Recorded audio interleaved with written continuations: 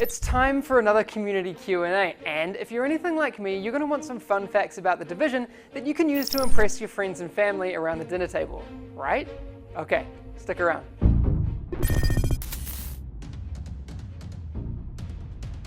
Last time we did this, we had questions that folks had sent in through video message on Skype, and we still have more of that coming up.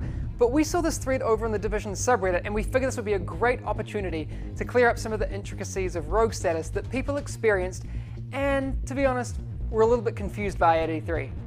So basically, when players enter the dark zone, they are neutral by default. But as soon as they attack another player, they turn rogue. Why we do that is because we want the dark zone to be a place of cooperation first, but then if you attack someone, then you get flagged. You are attacking friendly forces. Rogue protocol initiated. When you turn rogue, you get a bounty on your head and all players can see it. And the more you kill, the bigger the bounty. You climb the levels of rogue by killing other players, and if you're level 1 rogue, you are rogue for 2 minutes. But if you kill more players, you are rogue for a longer period of time. Every time you kill a player, you refresh that counter and it increases up to 5 minutes. If you manage to survive your rogue status, which is pretty difficult because all players want to kill you, can see you on the map periodically. If you manage to do that, then you receive your own bounty. So you can progress in the dark zone by being a rogue, but it's pretty risky and difficult. You lose a big amount of dark zone XP when you die as a rogue, and other players receive that dark zone XP. So that's one more incentive for neutral players to hunt the rogues.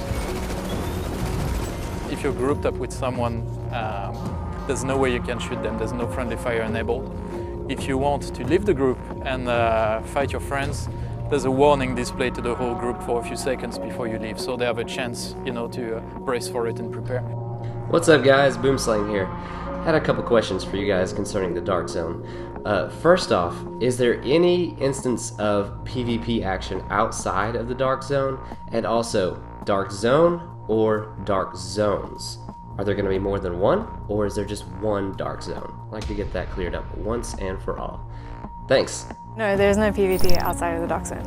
So just to make it extra clear for the players that when they enter the Dark Zone, they're entering PvP. There is a lot of PvE as well, but yeah, it's an area where players can enter and help each other out with PvE or end up fighting each other instead. Are you leaving? There is one Dark Zone, one super duper mega awesome Dark Zone in the middle of Manhattan. It's very big.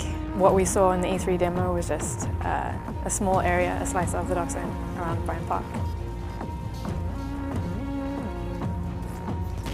What's up guys, James here, the lead writer and developer on Division Blog, here to ask our friends at Massive Entertainment a quick question. Right now we know that the squad size within the Division is 4 players, however what we don't know is exactly how many players will be able to play together in the Dark Zone. Can you guys shed some light on this? Thanks.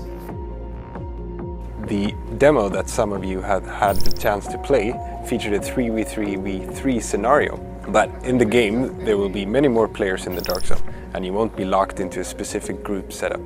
The exact numbers of players that we will have in the Dark Zone is something that we have to decide, and we have to balance it by means of testing and player feedback from the beta in December. But will we have more than 9 players? Hell yes. Thanks for the questions, guys, but unlike last time, we're not done just yet. It's time for some rapid-fire goodness, courtesy of our friends over on Twitter. Will we be able to find weapons and gear outside of the Dark Zone? Okay, Alvin, the answer to that is definitely yes. It's also worth noting that you can find best in slot gear both inside and outside of the Dark Zone. While there may be more of the good stuff inside the Dark Zone, you also have the risk of someone having you in their sights, so you've been warned. Cameron Lewis asks, will you be able to have just your loot extracted and then go looking for more?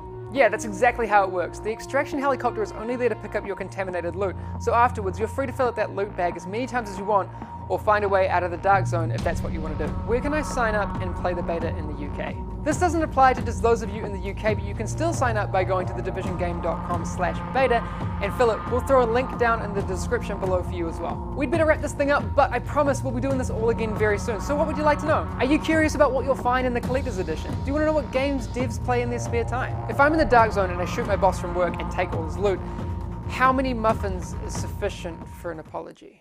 As always, you'll find us on Twitter, Facebook, the official forums, the Division subreddit, and you can still send those video messages into the Division game on Skype. Have a good one. We'll see you soon.